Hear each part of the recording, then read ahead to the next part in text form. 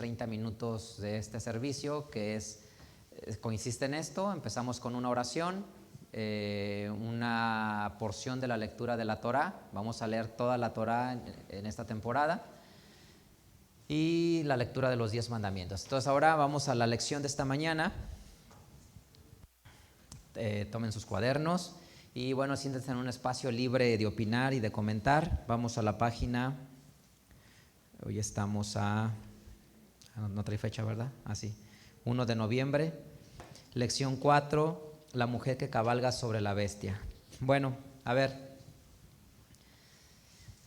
¿por qué es importante eso por qué lo estamos estudiando? Una razón muy sencilla, ¿no? Si alguien falta de cuadernos, lo pueden adquirir con Luz Castillo, si alguien faltara de cuadernos. Bueno, ¿por qué quiero que sigamos estudiando esto? Porque quiero que tengan claros algunos conceptos, ¿sí? Y son conceptos metafóricos o retóricos, pero déjenme ir un paso atrás. La palabra Apocalipsis viene realmente del griego revelación. La palabra es revelación. ¿Y qué significa revelar? Significa desvelar, mostrar. Es como, por ejemplo, alguien trae puesto un velo y cuando le quitas el velo, eso significa revelar, el momento en el que tú le quitas el velo, ¿sale? Entonces, que pueda la persona ver las cosas claramente y el futuro claramente. ¿En qué contexto se escribe el libro de Apocalipsis? El libro de Apocalipsis se escribe en un contexto de darle esperanza y consuelo a la iglesia. Ese es el contexto en el que se escribe, en darle esperanza y consuelo a la iglesia. Ahora, acuérdense lo que platicamos. ¿Cuántos libros de Apocalipsis existen? Muchos. ¿Se acuerdan que les compartí eso en una lección? No existe solamente un libro de Apocalipsis, existen muchos libros de Apocalipsis, es decir, escritos que consuelan a la iglesia pensando en el futuro. De todos esos libros que se escribieron, el que permanece en la escritura es el libro de Apocalipsis. El Apocalipsis de Juan, como se le llama, ¿no? Ahora, sí, José Luis. Pero por ejemplo, no sé si hay muchas personas que lo toman como si fuera ya los hechos finales, pues. Entonces, si hay muchos apocalipsis, quiere decir que son varios finales. Ok, José Luis comenta que si hay muchos apocalipsis es entonces porque hay muchos finales, y dice, pues no, ¿verdad? Hay un solo final y hay un solo desenlace de cómo las cosas han de suceder, que es el que creemos que está escrito en la Biblia, ¿sí? Es como una revelación, totalmente, sí. Sí. O sea, no desconocía totalmente que hubiera otros apocalipsis o otros Sí. libros de revelación, pero refiriéndose a la cuestión judaica y cristiana, o se refiere a los apocalipsis. A la cuestión, acaba, perdóname, pensé que has acabado. Sí, o sea, no sabía que había. Sí, entendí ok. Sí, a ver, es lo mismo como el Evangelio. ¿Solamente existen 4 evangelios? ¿Solamente existe Mateo, Marcos, Lucas y Juan? No, hay más, ¿verdad? Está el de Tomás, está el de Pedro, Tito. No me acuerdo si hay el evangelio el de Santiago, sí, el de Tito no. Entonces, lo que les quiero transmitir es, había mucha literatura cristiana, pero entre toda esa literatura cristiana, hubo alguna literatura cristiana que se fue aceptando, que era consistente con lo que los apóstoles enseñaban, y se fue ganando un lugar como un libro inspirado. Es como el canon. Exactamente, así se fue construyendo el canon. Fue un canon histórico, no fue de que de repente se sentaron en el año 360, 380 y pusieron 1000 libros y dijeron, de estos 1000 libros escogemos a estos 27. No fue así. Fue que en las comunidades cristianas en el primer siglo se empezaban a leer más esos libros y se aceptaba que contenían hechos que eran consistentes con lo que los apóstoles habían enseñado o que se decía que habían sido escritos por los apóstoles. Y entonces por eso esos libros fueron quedando, y ya para el año 150, 200 ya estaba la lista más o menos definida de 27 libros que se creía que eran consistentes en la enseñanza, ¿sí? Entonces, así de la misma manera, como hay muchos evangelios y solo perduraron 4, así hay más de 50 libros de Apocalipsis cristianos escritos, desde perspectivas cristianas, ¿no? Solamente perspectivas cristianas. Algunos podían ser libros gnósticos, con formación gnóstica, otros con formación cristiana, pero al final todos pensando acerca de Jesús, ¿sí? Entonces, bueno, algo importante, para el que recibe el libro de Apocalipsis, ¿qué piensa el que recibe el libro de Apocalipsis? Es un consuelo para él. ¿Y cuál es su consuelo para él? El libro de Apocalipsis o los relatos de Apocalipsis tratan de darle consuelo de que el Hijo de Dios o que la promesa de un cumplimiento está cerca y a la puerta, ¿sí? Una esperanza. Apocalipsis, capítulo 1.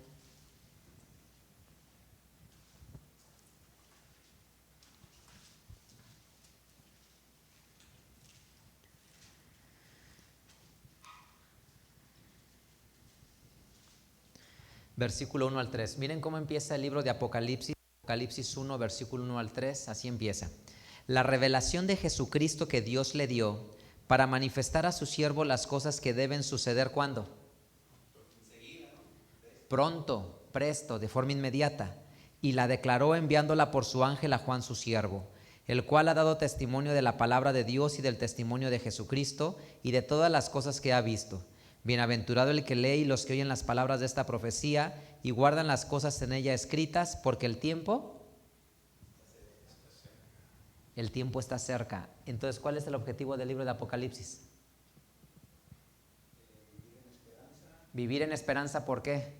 Porque dice, está a la puerta, en breve viene, está inminente.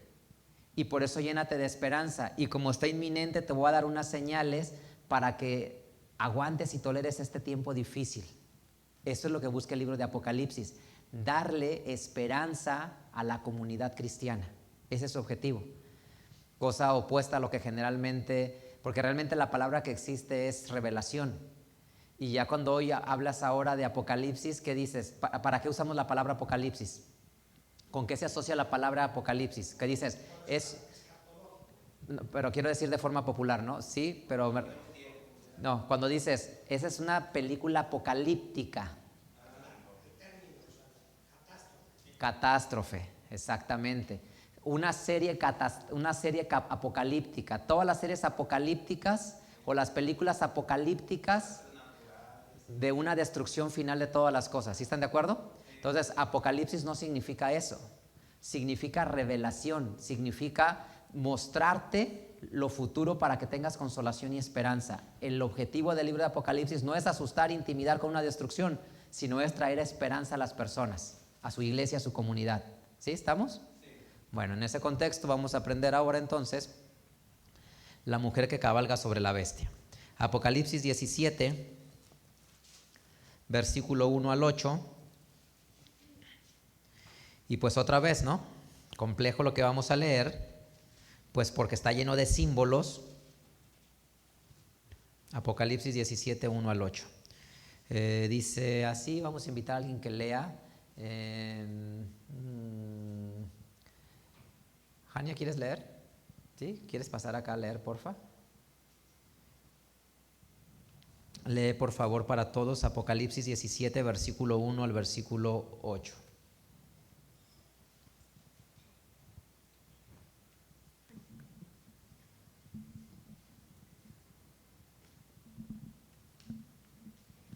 Y vino uno de los 7 ángeles que tenían las 7 copas, y habló conmigo diciéndome, ven acá y te mostraré la condenación de la grande ramera, la cual está sentada sobre muchas aguas, con la cual han fornicado los reyes de la tierra, y los que moran en la tierra se han embriagado con el vino de su fornicación. Y me llevó en espíritu al desierto, y vi una mujer sentada sobre una bestia bermeja llena de nombres de blasfemia, y que tenía 7 cabezas y 10 cuernos. Y la mujer estaba vestida de púrpura y de escarlata, y dorada con oro, y adornada de piedras preciosas y de perlas, teniendo un cáliz de oro en su mano, lleno de abominaciones y de la suciedad de su fornicación, y en su frente un nombre viene escrito: Misterio, Babilonia la grande, la madre de las fornicaciones y de las abominaciones de la tierra. Y vi la mujer embriagada de la sangre de los santos y de la sangre de los mártires de Jesús. Y cuando la vi, quedé maravillado de grande admiración. Y el ángel me dijo: ¿por qué te maravillas? Yo te diré el misterio de la mujer y de la bestia que la trae, la cual tiene 7 cabezas y 10 cuernos. La bestia que has visto fue y no es, y ha de subir del abismo y ha de ir a perdición, y los moradores de la tierra cuyos nombres no están escritos en el libro de la vida desde la fundación del mundo, se maravillarán viendo la bestia que era y no es, aunque es. Gracias. Ok. Y nos citan Apocalipsis 13:4. Vamos al texto para memorizar de Apocalipsis 13, versículo número 4. Y vamos a pedirle a alguien que esté aquí cerca, Mía, tú que aprovechando que estás aquí cerquita, lees tú el versículo de Apocalipsis 13:4, por favor.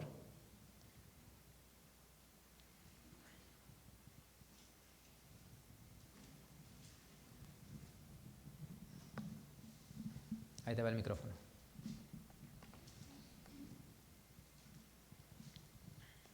¿Ya empiezo? Sí. Y adoraron al dragón, había dado la potestad a la bestia, y adoraron a la bestia diciendo: ¿quién es semejante a la bestia y quién podrá lidiar con ella? Ok, gracias. Bueno, entonces adoraron al dragón que había dado la potestad a la bestia. A ver, tratemos de construir esto. Apocalipsis capítulo 12. ¿De qué habla Apocalipsis 12? Vamos, hagamos un resumen rápido para entender el contexto. ¿Es de esto, Manuel, o es otra cosa? Ahorita voy para allá. No se te olvide, nomás quiero construir. Apocalipsis capítulo 12, si lo ves en general, ¿de qué habla? Que del pueblo de Israel, de una mujer, que es el pueblo de Israel, van a ser un Mesías.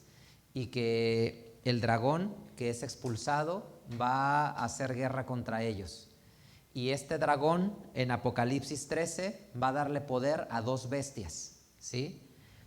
Y en Apocalipsis capítulo 17, una de esas 2 bestias, aparece esa bestia otra vez que es cabalgada por una mujer, ¿sale? Y en ese contexto es que describe esto. Ok, ahora sí, Manuel.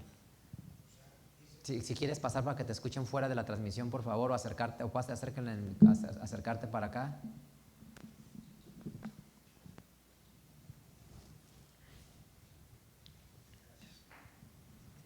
O sea, el texto que se leyó de Apocalipsis habla de la mujer que va a estar vestida de púrpura con oro y todo ese tipo de cosas. Entonces, ¿quién interpreta que esta persona son los papas? Porque así están vestidos de púrpura y esas cosas. Entonces, solamente los que no son católicos se dan cuenta, los protestantes, los cópticos, los anglicanos, los ortodoxos, sí, nosotros y todo. La Iglesia Católica lo interpreta diferente, o ellos que dicen quién es la mujer esta que se puede ser la bestia, ¿no? Sí. Ellos no se dan cuenta. Ese siempre ha sido mi pregunta. Sí. Están las 7 colinas y todo lo que explica, y que todos los exégetas interpretan que es Roma y que es la Iglesia Católica. ¿Ellos no se dan cuenta o no están conscientes? Esa es mi pregunta. Sí, sí se dan cuenta, y simplemente aquí entramos a un tema de interpretación, y un tema de interpretación muy crítica, ¿sí? Una interpretación muy crítica porque la pregunta para mí sería: ¿es válido que porque en el versículo número 4 dice: la mujer estaba vestida de púrpura y escarlata y dorada con oro y adornada con piedras preciosas y de perlas, el hecho de que alguien se vista así es razón suficiente para decir que se refiere a esa iglesia?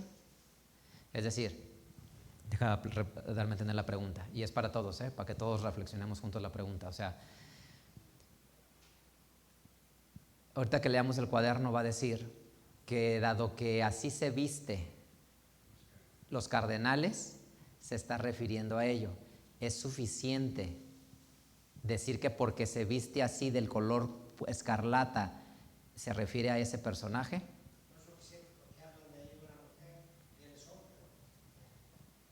En mi opinión creo que no. En mi opinión creo que es un elemento muy débil para poder decir que como se visten de rojo o de púrpura, eso lo hace ser ellos, ¿no?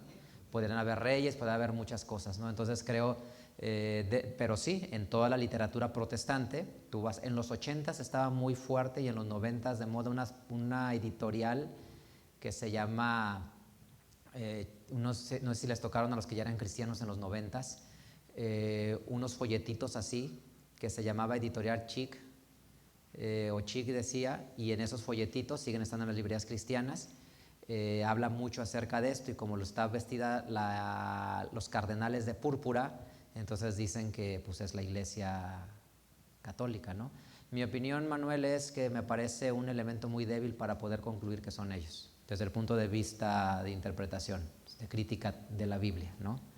Y la otra pregunta es, ¿qué piensa la Iglesia Católica? Claro que esto lo lee la Iglesia Católica y ellos dicen que no se refiere a ellos, sino se refiere al Imperio Romano y a la ciudad, y sí se refiere por supuesto a Roma, pero a la Roma pagana, al emperador. No se refiere a ellos, sino a cuando el imperio era pagano y era dirigido por emperadores. Y dice, sí, viste las 7 colinas, claro, porque ahí es donde estaba sentado el emperador. Entonces la interpretación para ellos es que se refiere al emperador.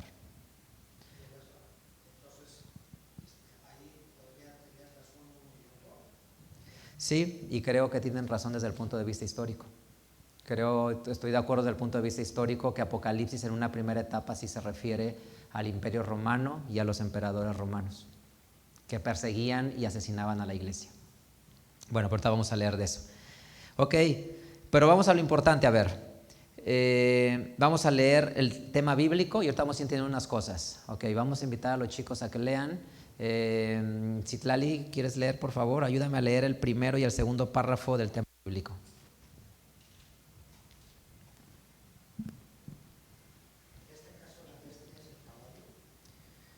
En este caso, sí, por decirlo así, sí. Cabalga la mujer cabalga la bestia, no un caballo, ¿no? Pero la expresión cabalga se refiere a eso, que la mujer, no sé qué hayan puesto aquí, aquí no sé por qué me pusieron un caballo, pero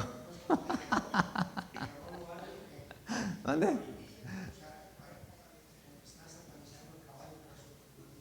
Por eso no debes de comer caballo. La mujer que cabalga la bestia no cabalga un caballo, sino que la mujer cabalga la bestia de Apocalipsis 13. ¿Sí? Cabalgar, el verbo de cabalgar, de la acción de más profundo para que se quede. Porque allá dice Manuel que ya estamos satanizando al caballo. ¿Quién iba a leer? Tú, gracias. Adelante. En el libro de Apocalipsis, capítulo 13 y 17, se presenta una bestia de 7 cabezas y 10 cuernos. Como se ha explicado en las lecciones pasadas, tal bestia es la representación del sistema papal, mismo que es liderado por un hombre que porta el número 666 en su frente. Es indudable que no encontraremos en la vida real una bestia semejante a la que se describe en estos versículos, pero sabemos que dentro de las escrituras a ciertas personas se les representa como bestias. El hombre en honra que no entiende semejante es a las bestias que perecen. Por lo tanto, este poder al que el mundo da mucha honra por no comprender y obedecer la voluntad de Dios es semejante a una bestia. Ok, gracias. Quedémonos entonces con una esencia. En la Biblia, ¿qué significa una bestia? En la Biblia, ¿qué representa una bestia o qué puede representar una bestia? No. O eso cita pues, pero ya en la profecía. un poder político, un poder económico, un sistema, un gobierno. Por ejemplo, la base más clara de interpretación, Apocalipsis 7. ¿Qué bestias encontramos en Apocalipsis 7? ¿Qué bestias encontramos en Apocalipsis 7? No, eso es Apocalipsis 13. Ajá, el león, el oso, el tigre y una bestia espantosa. ¿Esas bestias qué representan? Imperios, gobiernos. Entonces quédate claro con una idea. En la Biblia las bestias ¿qué representan? Imperios, gobiernos, sistemas de control políticos o económicos. ¿Sí?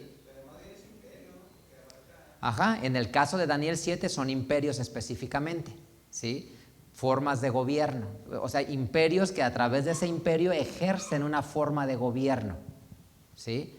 Entonces por eso es que puede ser que la bestia sea el imperio romano a través de sus emperadores, o puede ser que sea el sistema papal a través de su forma de gobierno, ¿sí? Lo que me interesa que aprendan son las figuras retóricas, más allá si significa o no eso. Igual por la fusión, ¿no? que hubo ahí entre ellos. Y dice exactamente igual por la fusión que hubo entre ellos, que el mismo imperio romano luego toma el control de la cristiandad y ejerce la cristiandad a su manera. Ok, vamos al siguiente párrafo. Segundo párrafo, aquí Meli, préstenle a Meli el micrófono y un cuaderno. Página 12, segundo párrafo.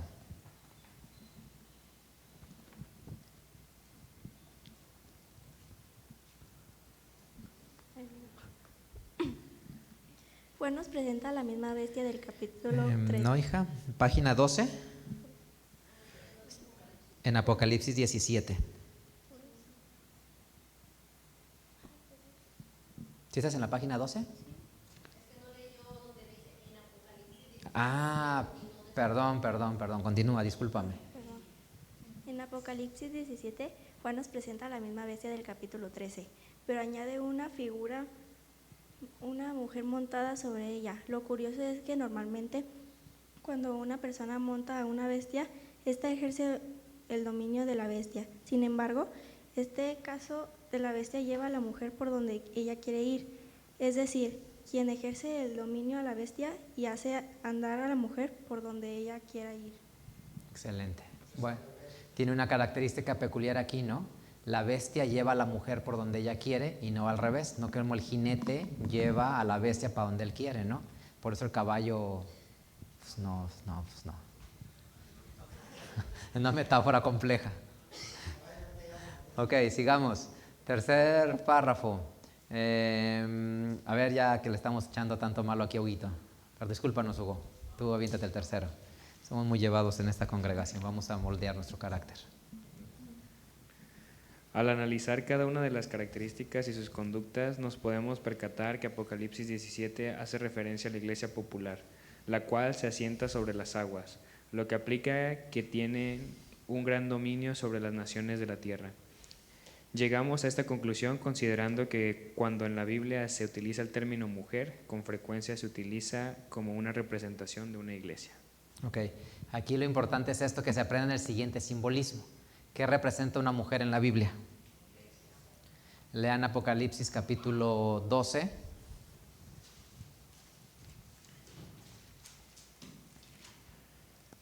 No es 12. Sí. 12, versículo 1. Dice: y una grande señal apareció en el cielo, una mujer vestida del sol y la luna debajo de sus pies, y sobre sus cabezas una corona de 12 estrellas. En la enseñanza popular, tradicional, ¿quién es esta mujer del versículo 1? La Virgen de Guadalupe, ¿no? Si han visto la imagen de la Virgen de Guadalupe, tiene el sol, la luna debajo de sus pies y su corona con 12 estrellas, ¿sí? Pero realmente en la Biblia, una mujer, ¿a qué se refiere? A una iglesia, a una congregación, ¿sí? Por ejemplo, aquí, Jeremías capítulo 6, versículo 2. Vamos, Jeremías 6, 2. Jeremías capítulo 6, versículo 2, dice así: a mujer hermosa y delicada comparé a la hija de Sión. Entonces, ¿con quién es comparado el pueblo de Israel? Con una mujer hermosa. Y por eso es que todo el libro de Cantares, de quien está hablando es del pueblo de Israel metafóricamente, ¿sí? Entonces, cuando dice Apocalipsis 12:1, apareció en el cielo una mujer vestida del sol, la luna debajo de sus pies y sobre su cabeza una corona de 2 estrellas. Se refiere al pueblo de Israel, ¿sí? Se refiere al pueblo de Israel. Versículo 2, estando preñada clamaba con dolores de parto y sufría tormento por parir. Y fui vista otra señal en el cielo, y aquí un grande dragón bermejo que tenía 7 cabezas y 10 cuernos, y en sus cabezas 10 diademas. Bueno, lo que va a anunciar es de una bestia, un sistema que va a querer impedir que nazca el bebé, que el pueblo de Israel dé lugar al Mesías, que del pueblo de Israel nazca el Mesías. Entonces, estrictamente y siendo históricamente estrictos, ¿quién quiso impedir que naciera el Mesías?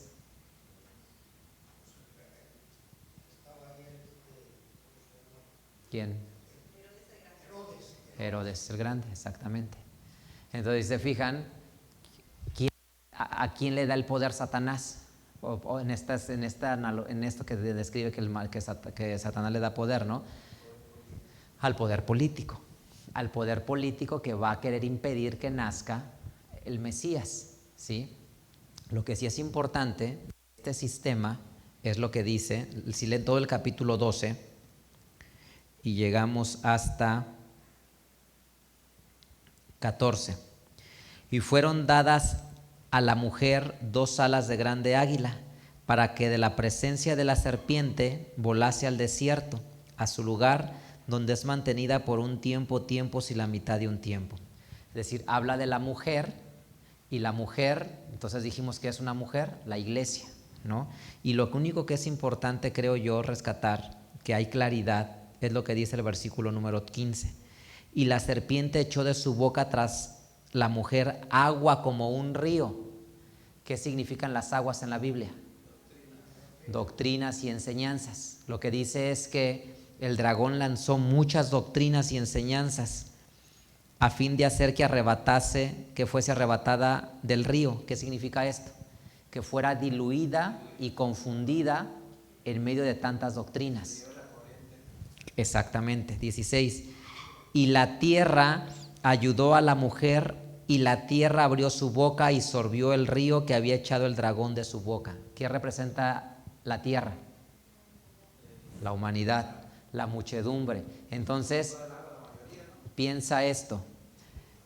Dios tiene una congregación, porque eso significa iglesia. Iglesia significa congregación, realmente en el hebreo Kaal. Dios tiene una congregación, y de esa congregación nace el Mesías, y lo que el maligno hace es que arroja muchas aguas para que la absorba y se pierda, y cuando le arroja esas aguas, la tierra, la humanidad, absorbe esa agua, como cuando estás en el mar, ¿no? Estás en el mar, en la orilla, en la playa, y viene el agua y piensas que va a llegar hasta donde estás tú, y no alcanza a llegar porque se absorbe en el camino todo, ¿no? Entonces dice que venía y la tierra la absorbió para que no destruya a la congregación. Entonces, esto sí es importante, porque esa es una prevención real que está escrita allí, de que debemos siempre ser cuidadosos de no ser absorbidos y diluidos por la creencia popular y por la influencia popular. O sea, eso sí es importante, que la doctrina no puede ser diluida, que la enseñanza no puede ser diluida, sino que la enseñanza debe de ser pura. Y no es lo mismo decir, pensemos en perfumes, ¿no? ¿Qué le hacen al perfume? Tienen el concentrado, y el perfume es concentrado con muy poquito, es muy fuerte, pero ¿qué hacen? Lo tienen que diluir, ¿no? Entonces la doctrina no debe de ser diluida, sino que debe de tratarte de que mantenga una sana doctrina. Y luego, ¿qué termina diciendo? Apocalipsis 12, versículo número 16. Y la tierra ayudó a la mujer, y la tierra abrió su boca y sorbió el río que había echado el dragón de su boca. Entonces, Gracias a quien se mantiene también pura la iglesia. Gracias a quien se mantiene pura la iglesia, Dani. ¿A quién? A la tierra, ¿no? Agarra tu cuadernito. Gracias a la tierra, ¿no? Versículo 17.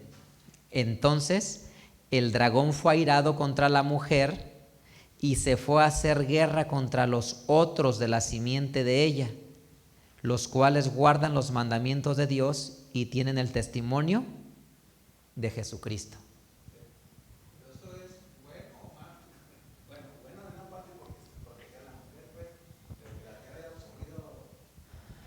Malo porque hay un relativismo en la humanidad, ¿no?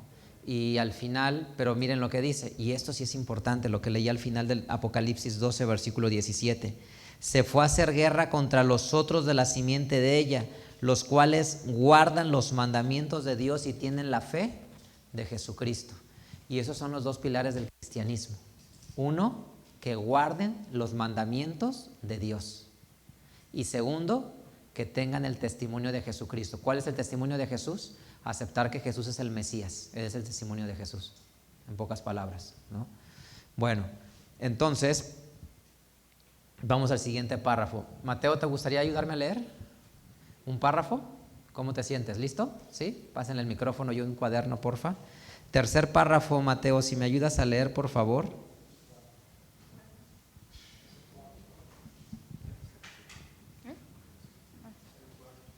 Cuarto, perdónenme, cuarto.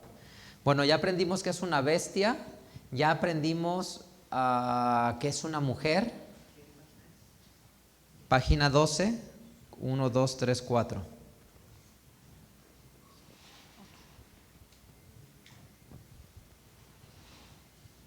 Se dice que esta mujer es una ramera, debido a que los reyes de la tierra han bebido del vino de su fornicación. ¿También citas? No, no te apures. Esta es una perfecta descripción de la iglesia popular. La ramera los emborracha con el vino de su fornicación, es decir, fueron embriagados por la copa seductora que se les ofrecía. La embriaguez de los reyes de la tierra es la mejor descripción de la influencia de Roma sobre los pueblos del mundo, pues los incapacita bajo sus engaños y así los controla completamente. Gracias, Mateo. Quiero que lo analicemos en dos perspectivas. Una perspectiva histórica y una perspectiva religiosa. Piensa desde la perspectiva histórica a qué se puede referir. Si esto se escribe en el año 96 y en el año ¿hasta cuándo surge la Iglesia Católica como una institución? Podría ser 325, que la Iglesia de Roma toma el dominio sobre las demás congregaciones. Pero ¿en qué año se vuelve un poder político y deja de ser solamente un poder religioso? 538, 533, con el Código de Justiniano, que le dan poder al obispo de Roma sobre el mundo occidental, ¿no? Porque acuérdense que ya había perdido el poder el Imperio Romano del mundo occidental y nomás tenía el poder en el Imperio Oriental, en Bizancio, en el Imperio Bizantino, ¿sí?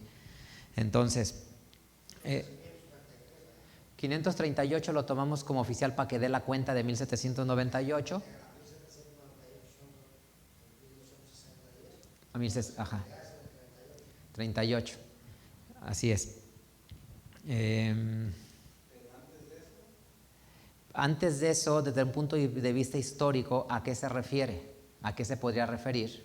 Pues a que el emperador romano, con su poder, corrompía a todos los reyes de Occidente, de su imperio, con su poder, con su riqueza y con su teología, con su filosofía de adorar al emperador como un dios.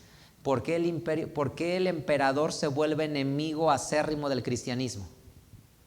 ¿Y por qué el emperador se vuelve enemigo acérrimo del cristianismo? ¿Qué opinan?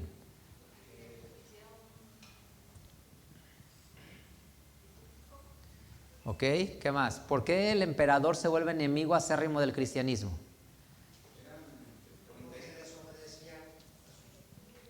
A ver, Rosario.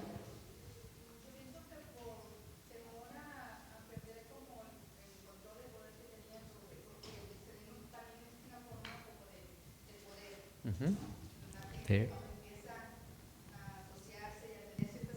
Empiezan a crecer estos, también se vuelven de cierta manera un poder, entonces tal vez él tenía miedo de perder el control sobre esas personas, pues, o de que se expandiera más esa forma Sí. de creer.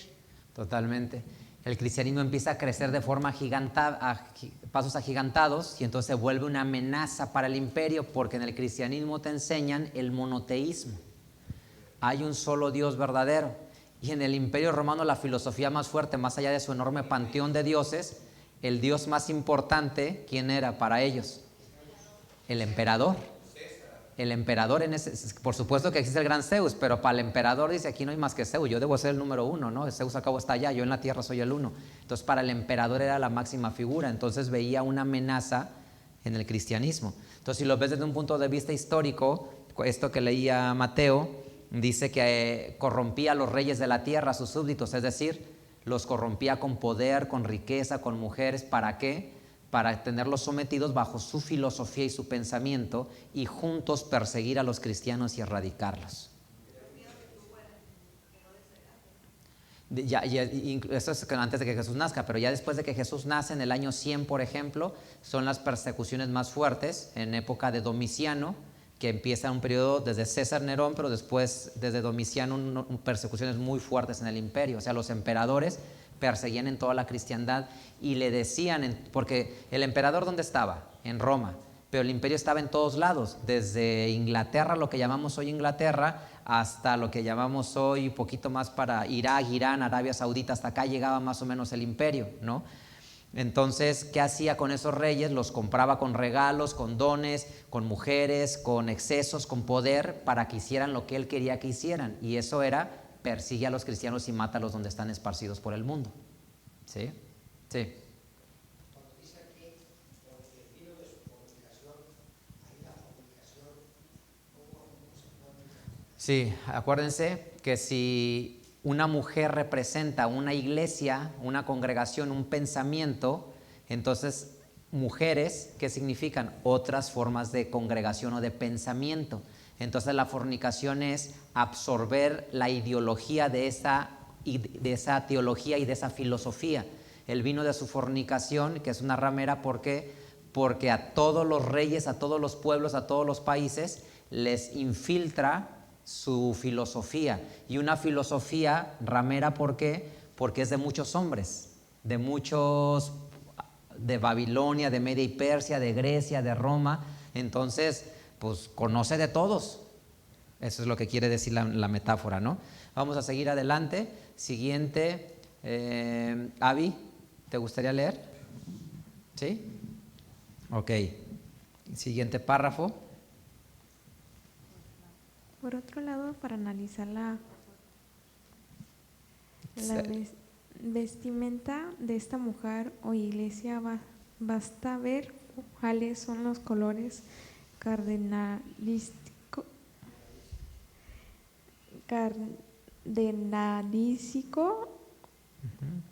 ¿sí? El escarlata o el rojo. Es un reportaje analizado por la periodista Sara Romero. Se dice lo siguiente: se adoptó este intenso color para evidenciar que quienes lo vestían estaba dispuesto a derramar su propia sangre para serle fiel tanto a Jesucristo como a su iglesia. Por su parte, el púrpura o morado expresa penitencia, anhelo de conversión y esperanza de un encuentro con Cristo. Ok, gracias. Entonces, miren, yo esto sí lo digo, creo que es un argumento muy débil decir que porque se viste de púrpura y de escarlata, y allá dice púrpura y de escarlata, se refiere al mismo personaje, ¿no? Creo que la metáfora tiene que estar, es una metáfora bíblica y tiene que estar basado en eso, ¿no? Más bien el mismo versículo dice a qué se refiere. Apocalipsis 17.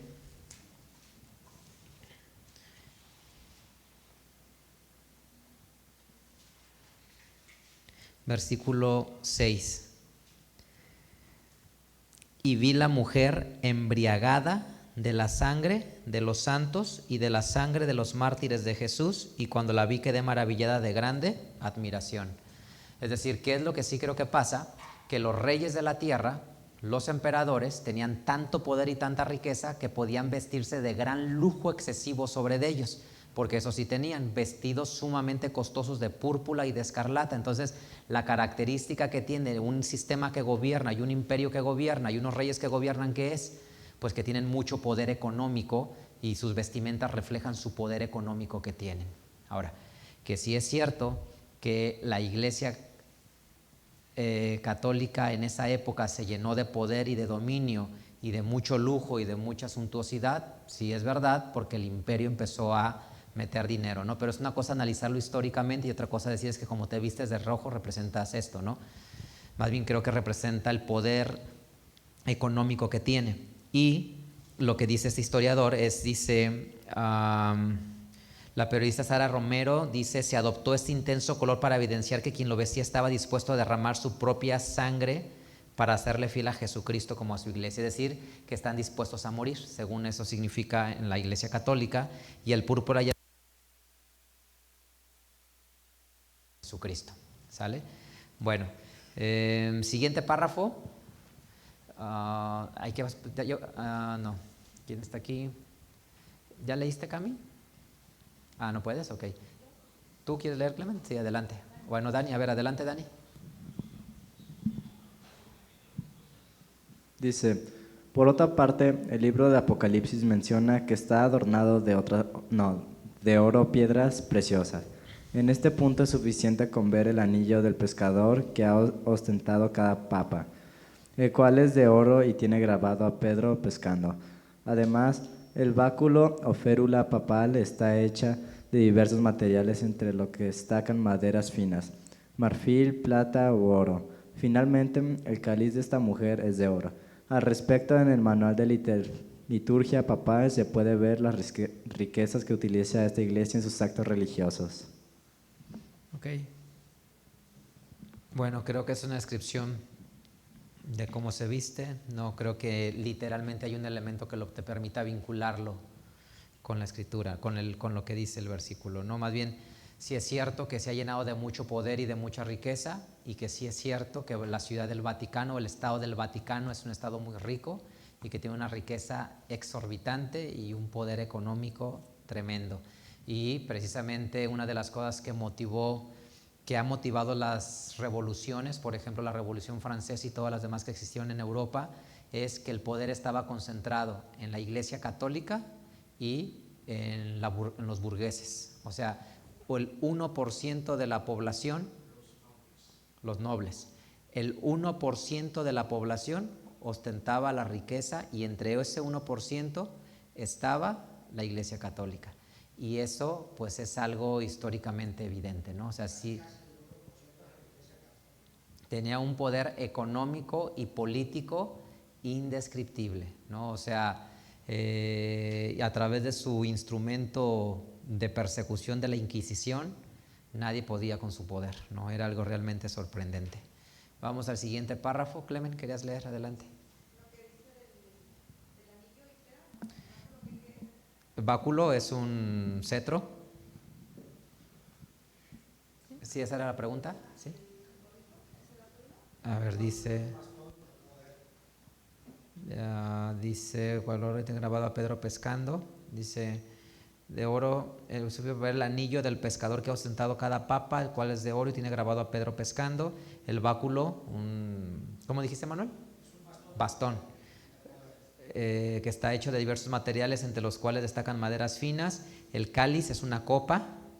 Respecto al manual de liturgia papal se pueden ver las riquezas que utiliza en sus actos religiosos. O sea, lo que trata de decir es toda la suntuosidad y el exceso que hay en sus ceremonias, ¿no? En la iglesia. Mucha riqueza, mucho poder. Como que también lo simularon mucho de los sacerdotes, ¿no? Un poco, ¿o no? Sí, claro. De las vestimentas y todo eso. Sí, totalmente. Bueno, dice, también se indica que está embriagada de la sangre de los santos. Esto es un simbolismo de la opresión y tortura que fueron llevadas a cabo por esta mujer a lo largo de la historia. Una pequeña muestra de lo anterior fueron las cruzadas, realizadas entre los siglos XI y XIII, la Inquisición, y aunque se trató de gente a la que no podríamos llamarles santos, también contribuyó al genocidio de pueblos prehispánicos en nombre de la religión, pero también por la ambición de riquezas materiales, entre muchos otros crímenes. Bueno, ¿qué opinan? A ver, vamos a discutirlo desde una perspectiva histórica. ¿Quiénes, o sea, pues traten de separar antes del 538, porque la iglesia de Dios, la iglesia de Cristo, siempre ha existido, ¿no? Entonces, ¿a quién persiguieron entre el año 100 y el año 300? A los cristianos, ¿no? ¿Pero quién los perseguía? ¿El Papa? No existía. El emperador era quien los perseguía, ¿sí? Y quiero también que nos demos cuenta de eso, porque sí es cierto que quien perseguía y asesinó un montón de cristianos fue el Imperio Romano, ¿sí? Bajo esta figura del emperador. Ahora, ¿qué opinan de esto? Del párrafo, lo que dice: una pequeña muestra de lo anterior fueron las cruzadas realizadas en el siglo XI y XIII. Quiero que distingan cómo la religión tristemente se ha utilizado como un instrumento de conquista. O sea, a Jesús nunca le importó los templos, la suntuosidad, el levantar casas de oración. Se necesitan porque la gente tiene que meterse en un lugar a estudiar, como las sinagogas se necesitaban. Pero no era como que la esencia de todo este poder económico y político que existe. El grave problema del cristianismo es que fue utilizado como un instrumento político. ¿Para qué fueron las cruzadas? ¿Para qué fueron las cruzadas?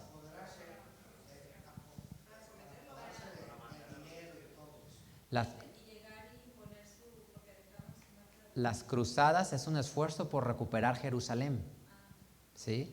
Las cruzadas es un esfuerzo por recuperar Jerusalén. Vean, bueno, qué buena oportunidad para volverla a ver. Hay una película que se llama, creo, Cruzadas o Cruzados, de Orlando Bloom, Legolas, más famoso como Legolas, y pueden verla. Hace mucho que no la veo, ya me acordé. Pero la guerra de las cruzadas es un esfuerzo por recuperar Jerusalén, porque pierde Jerusalén la Iglesia Católica. Entonces imagínate, la cristiandad pues, pero liderada por la Iglesia Católica, los expulsan de Jerusalén y la pierden, y entonces empiezan a armar un ejército para venir a conquistar Jerusalén otra vez. Y vienen 3 cruzadas a hacer eso, pero miren lo horripilante de las cosas. Acuérdense de esto. Tú tienes el Imperio Romano unido. El Imperio Romano se parte en 2, el de Occidente y el de Oriente. El de Oriente está en Constantinopla, la ciudad que fundó Constantino. Y esa ciudad de oriental, ese imperio oriental, seguía teniendo el dominio bajo un emperador. Y el imperio occidental se fragmentó en lo que hoy conocemos como Europa. Ya estaba dividido porque lo invadieron los pueblos bárbaros y estaba dividido. Y ya no gobernaba un emperador, ya no había un emperador para el año 500. Habían reyes. Y el poder en Oriente lo ejercía el emperador. Por ejemplo, Justiniano era un emperador, pero Justiniano no estaba en Roma, porque en Roma ya no había emperador, ya los habían conquistado, ya estaban divididos, habían reyes. Había un emperador en Constantinopla, pero para no perder el poder en Occidente, lo que Justiniano hace es que viaja a Roma y les dice a todos de este lado: como todos somos cristianos, pues que el obispo de Roma les mande a todos ustedes y él va a ser ahora el emperador. Por eso le dan el poder económico y político para que él controle esta parte del mundo. En la parte final de las cruzadas, en la tercera cruzada, el emperador de Oriente le dice a Roma: manda un ejército para ir y conquistar de una vez por todas Jerusalén. Pues termina yendo y a la mera hora entre ellos se pelean y van y saquean la ciudad de Constantinopla. Es decir, las cruzadas se terminan en una guerra, salen mal y tienen una guerra en contra Constantinopla, saqueando la ciudad de Constantinopla. O sea, ¿qué hay de cristianismo en eso? O sea, ¿sí se dan cuenta? Te mando a llamar como aliado para ir a la guerra, asesinar gente, para expulsarlos de Jerusalén porque es la ciudad de Jesús y nos pertenece. Y a la mera hora, como nos sale todo mal y no podemos, me volteo contra ti y te traiciono y te trato de destruir y saqueamos toda la ciudad. Ahora, la Inquisición, ¿qué es? Lo mismo. O sea, ¿cuál creen que es el problema? Si ustedes se fijan, si analizan la historia universal o si lo vemos la historia del cristianismo, ¿cuál ha sido el grave problema del cristianismo? que lo han ejercido el poder hombres políticos. Ese es el grave problema.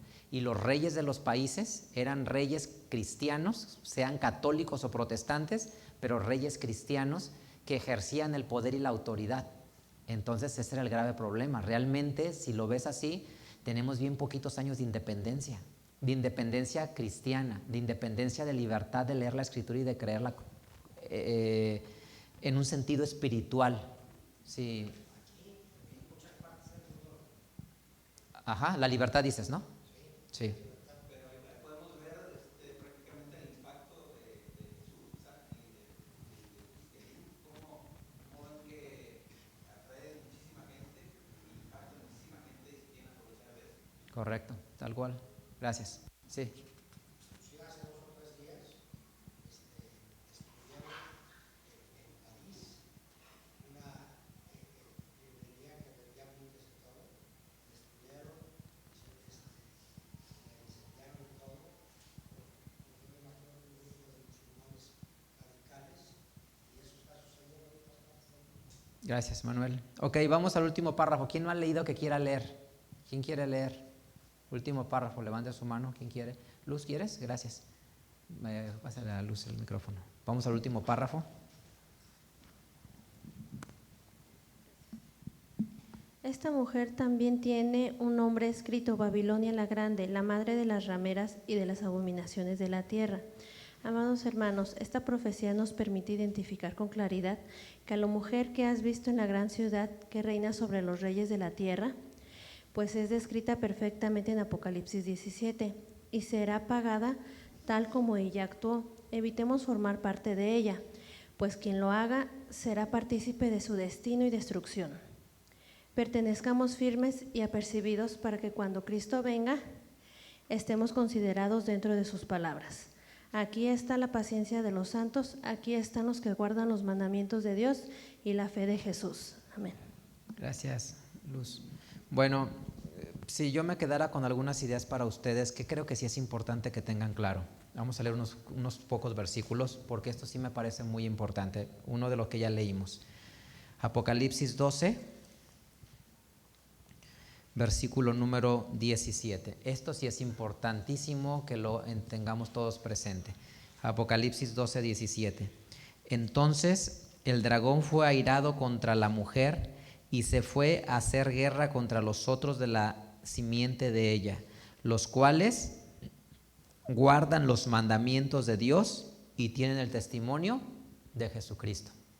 ¿Qué sí es importante? Que los que buscan a Dios que guarden sus mandamientos, pero ojalá un día tú y yo nos demos cuenta que un mandamiento no es una regla o una prohibición en tu vida. Un mandamiento es una dirección para ayudarte a encontrar la grandeza. Es un manual para que encuentres la plenitud en tu vida terrena. Eso es un mandamiento. Una directriz que sepas qué hacer en tu vida. Entonces ellos tienen esa característica.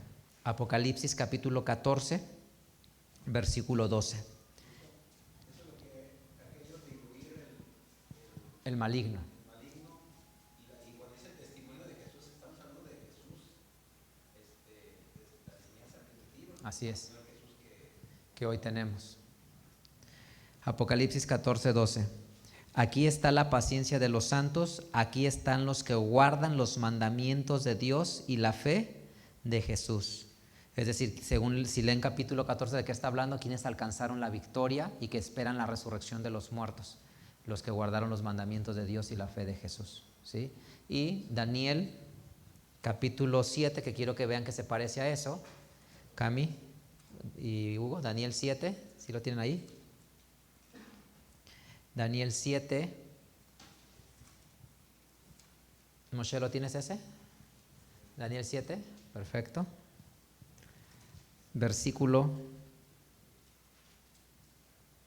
Este versículo para mí es muy valioso. Versículo 25. Daniel 7, 25. Dice: y hablará palabras contra el Altísimo, y a los santos del Altísimo quebrantará, y pensará en mudar los tiempos y la ley. O sea, otra vez, ¿Qué es lo que hace este sistema político, económico, como sea que exista a través de la historia bajo el nombre que quieras que sea? Ir contra los tiempos y la ley. ¿Sí? Esa es la parte fundamental, que busca ir contra los tiempos y la ley. Primera Tesalonicenses.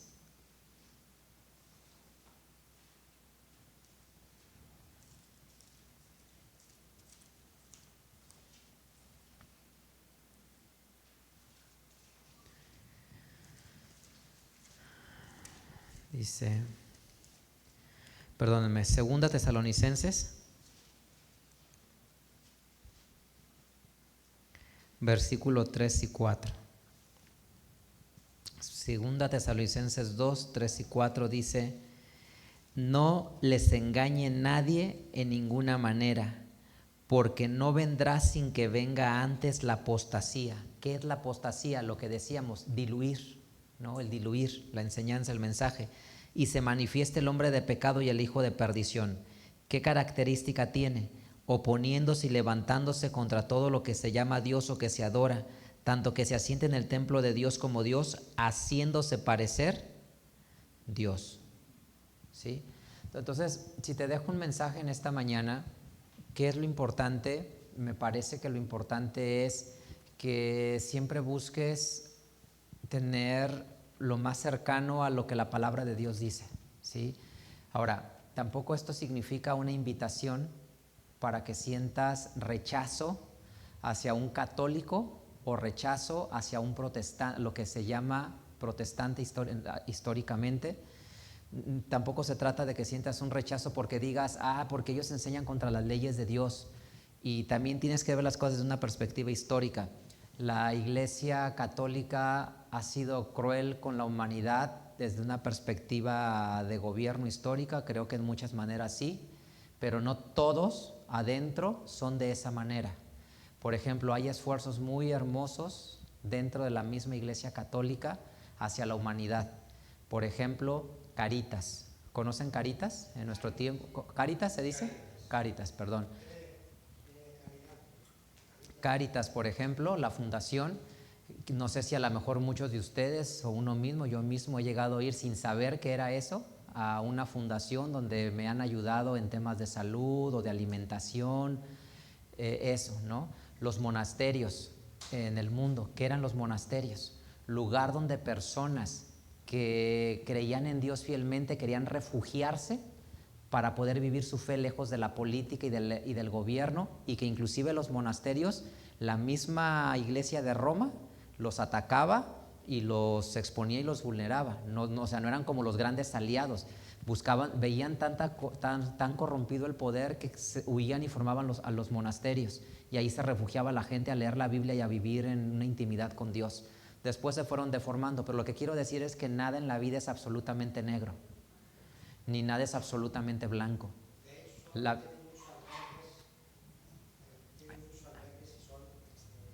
Existen albergues y que también en esos lugares tristemente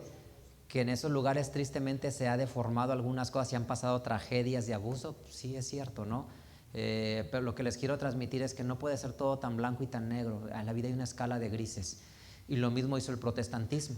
Cuando los protestantes empiezan a tener el poder económico, ¿qué hacen? Empiezan a fundar grandes universidades, empiezan a fundar grandes hospitales, es decir, tienen claro que su misión es hacer un bien a la humanidad, y si reciben el poder económico, porque empiezan a tener mucho poder, por ejemplo en Estados Unidos, mucho poder, empiezan a formar hospitales, grandes universidades. Entonces, la historia de la Iglesia Católica sí está llena de mucha sangre, de mucha crueldad, pero también tiene facetas donde ha mostrado algún grado de bienestar hacia la humanidad.